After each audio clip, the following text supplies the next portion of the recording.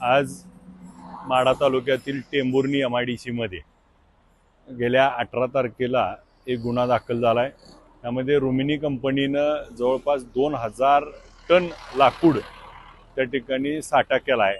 मग फॉरेस्टला माझी या निमित्तानं की हे 2000 टन लाकूड कुठून आलं, हे ज्यावेळेस आपला फॉरेस्टचा नियम आहे एक झाड तोडतो त्यावेळेस 2 झाडं लावली पाहिजे। मग ही झाडं त्या ठिकाणी तेवढी लावली गेली का, आणि मग ह्या कंपनीला पाठीशी कोण घालत होतं, आणि मग याबाबत कडक कारवाई झाली पाहिजे।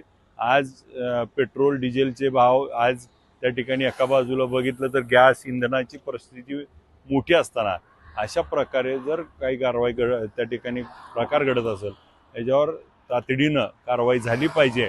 आणि या असल्या कोणत्याही गोष्टी खपवून घेणार नाही।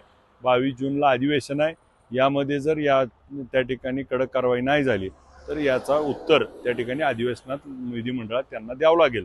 मी या निमित्तानं आव्हान करतो की या असे प्रकार काय घडत असतील तर त्या ठिकाणी आमच्याशी संपर्क साधा। आम्ही त्यावरती त्या ठिकाणी चुकीला आज एका बाजूला महाराष्ट्रात 20 ते 22% वनक्षेत्र आहे आणि सोलापूर जिल्हा मात्र 2% पेक्षा कमी वनक्षेत्र आहे, आणि इथंच वृक्षतोड जर होत असेल तर ही खपवून घेतली जाणार